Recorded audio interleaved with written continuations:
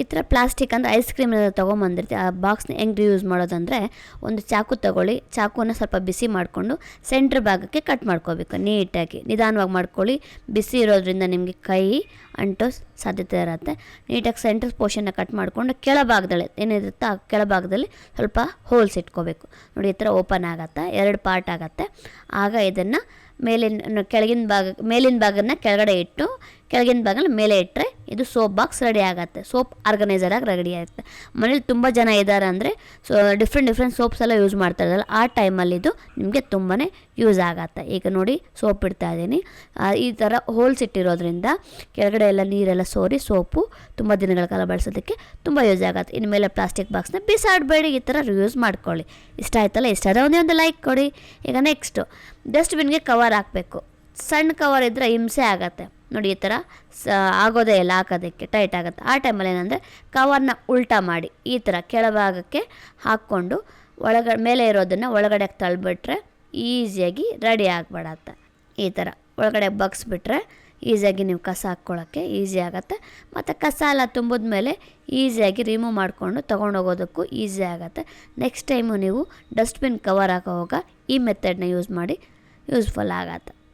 ನೋಡಿ ಈ ಥರ ರಿಮೂವ್ ಮಾಡಿಕೊಂಡು ಆರಾಮ್ಸೆ ತೊಗೊಂಡೋಗ್ಬಿಡಿ. ಈಗ ನೆಕ್ಸ್ಟ್ ಟಿಪ್ ನೋಡೋಣ. ಹೊಸ ಸೋಪ್ ತೊಗೊಂಬಂದಿರ್ತೀವಿ, ಸೋಪ್ ಯೂಸ್ ಮಾಡಿಬಿಟ್ಟು ಆ ಕವರ್ನ ಏನು ಮಾಡಿಬಿಡ್ತೀವಿ, ಬಿಸಾಕ್ಬಿಡ್ತೀವಿ. ಅದು ಒಳ್ಳೆ ಗಮ್ ಅಂತಿರೋಂಥ ಸೋಪ್ ತೊಗೊಂಬಂದ್ಬಿಟ್ರೆ ಅಂತೂ ಬಿಸಾಡೋಕ್ಕೆ ಮನಸ್ಸಾಗಲ್ಲ. ಆ ಕವರ್ನ ಬಿಸಾಡೋ ಬದಲು ಈ ಥರ ಯೂಸ್ ಮಾಡ್ಕೊಳ್ಳಿ. ಮನೆಯಲ್ಲಿ ಮಕ್ಕಳ ಬಟ್ಟೆ ಆಗಿರ್ಬೋದು, ಈ ಡೈಲಿ ಯೂಸ್ ಮಾಡೋ ಅಂಥ ಸ್ಕೂಲ್ಗೆ ಹೋಗೋ ಮಕ್ಕಳಿಗೆ ನ್ಯಾಪ್ಕಿನ್ಸ್ ಕೊಡ್ತಾನೆ ಇರ್ತೀವಿ. ಆ ಟೈಮಲ್ಲಿ ಈ ಸೋಪ್ನ ಒಳಗಡೆ ಇಡೋದ್ರಿಂದ ಗಮ್ ಅಂತ ಸ್ಮೆಲ್ ಬರುತ್ತೆ. ಸೊ ಮಕ್ಕಳು ಕೊಟ್ಟು ನೋಡಿ, ಅವರು ಒಂಥರ ಫೀಲ್ ಮಾಡ್ತಾರೆ, ಹ್ಯಾಪಿಯಾಗಿ ಫೀಲ್ ಮಾಡ್ತಾರೆ, ಗಮ್ ಅಂತ ಇರುತ್ತೆ ಅಂತ. ಸೊ ನೆಕ್ಸ್ಟ್ ಮನೆಯಲ್ಲಿ ತರಕಾರಿ ಹಣ್ಣು ಹಂಪಲು ತೊಗೊಂಬಂದಿರೋ ಕವರ್ಸ್ನ ಹೇಗಂದರೆ ಆಗ ಮೆಸ್ಸಿಯಾಗಿ ಬಿಸಾಕ್ಬಿಡ್ತೀವಿ.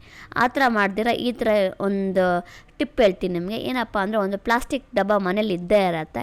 ಈ ಥರ ಖಾಲಿ ಇರೋವಂಥ ಪ್ಲಾಸ್ಟಿಕ್ ಡಬ್ಬನ ಬಿಸಾಡೋ ಬದಲು ಈ ಥರ ಒಂದು ಸೈಡಲ್ಲಿ ಒಂದು ಕಿಟಕಿ ಥರ ನೀವು ಓಪನ್ ಮಾಡ್ಕೊಳ್ಳಿ. ನೋಡಿ ಈ ಥರ ಓಪನ್ ಮಾಡ್ಕೊಂಡು ಕವರ್ಸ್ ಎಲ್ಲನೂ ಇಲ್ಲೇ ಸೇರಿಸ್ಕೊಳ್ಳಿ. ಇಲ್ಲ ಅಂದರೆ ಮೇಲಿಂದ ಆದರೂ ನೀಟಾಗಿ ಹೆಂಗೆ ಬಿಸಾಡ್ತಿರೋ ಹಾಗೇ ಥರ ತುರ್ಕೊಳ್ಳಿ, ಪರವಾಗಿಲ್ಲ, ಏನಿಲ್ಲ. ನೋಡಿ ಆರಾಮ್ಸೆ ಎಲ್ಲ ಸೇರಿಸ್ಕೊಂಬಿಟ್ಟು ಮುಚ್ಚಳನ ಹಾಕ್ಬಿಡಿ.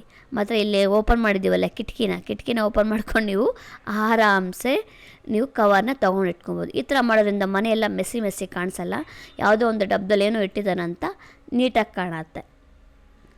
ಮತ್ತು ಆ ಏನು ಓಪನ್ ಮಾಡಿರ್ತಾ ಅದನ್ನು ತಿರ್ಸ್ಕೊಂಡು ಒಂದು ಸೈಡ್ ಇಟ್ಕೊಂಡ್ಬಿಟ್ರೆ ನೀವು ಆರಾಮ್ಸೆ ನೋಡಿ ತಿರ್ಸ್ಕೊಂಡು ಇಟ್ಕೊಂಬಿಡಿ.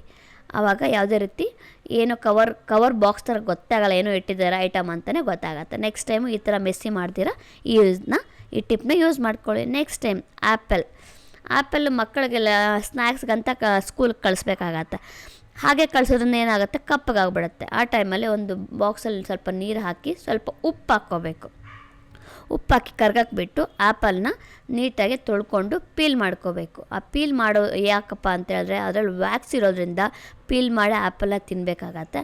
ಆದ್ದರಿಂದ ಆ ಒಟ್ಟನ್ನೆಲ್ಲ ನಾವು ರಿಮೂವ್ ಮಾಡಿ ತಿನ್ನಬೇಕು. ಆಯಿತಾ? ಕಟ್ ಮಾಡಿದ್ದಾದಮೇಲೆ ಆ ಆ್ಯಪಲ್ ಏನಿರುತ್ತೋ ಅದನ್ನು ನೀಟಾಗಿ ನೆನೆಸಿರುವಂಥ ಉಪ್ಪು ನೀರಲ್ಲಿ ಒಂದು 2ರಿಂದ 3 ನಿಮಿಷಗಳ ಕಾಲ ಕಟ್ ಮಾಡಿ ಇಡಬೇಕು. ನಿಮ್ಗೆ ಯಾವ ಶೇಪ್ ಬೇಕೋ ಆ ಶೇಪಲ್ಲಿ ಕಟ್ ಮಾಡಿಬಿಟ್ಟು 2 ನಿಮಿಷ ಆದಮೇಲೆ ನೀಟಾಗಿ ತೆಗೆದು ಇನ್ನೊಂದು ಸರಿ ವಾಶ್ ಮಾಡ್ತೀವಿ. ಸಾಲ್ಟ್ನೆಸ್ ಇರುತ್ತೆ ಅಂದರೆ ಇನ್ನೊಂದು ಸರಿ ವಾಶ್ ಮಾಡಿ, ಇಲ್ಲ ಅಂದರೆ ಹಾಗೆ ತೆಗೆದು ನಿಮ್ಮ ಮಕ್ಕಳ ಬಾಕ್ಸ್ಗೆ ಹಾಕ್ಕೊಂಬಿಡಿ. ಸೊ ದಿನಕ್ಕೆ ಒಂದು ಫ್ರೂಟ್ ಆದರೂ ದಯವಿಟ್ಟು ಮಕ್ಕಳಿಗೆ ಕೊಡಿ, ತುಂಬ ಹೆಲ್ದಿ.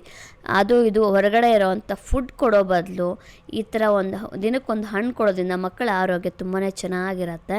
ನಾನಂತೂ ನನ್ನ ಮಗನಿಗೆ ಯಾವುದೇ ರೀತಿ ಸ್ನ್ಯಾಕ್ಸ್ಗೆ ನಾನು ಫ್ರೂಟ್ ಬಿಟ್ಟರೆ ನನಗೇನೂ ಹಾಕೋದಿಲ್ಲ. ಸೊ ನೀವು ಕೂಡ ಇದನ್ನು ಫಾಲೋ ಮಾಡಿ ನೋಡಿ, ನಿಮ್ಮ ಮಕ್ಕಳ ಹೆಲ್ತು ತುಂಬಾ ಚೆನ್ನಾಗಿರುತ್ತೆ. ಇವತ್ತಿನ ನನ್ನ ಮಗನ ಲಂಚ್ ಬಾಕ್ಸ್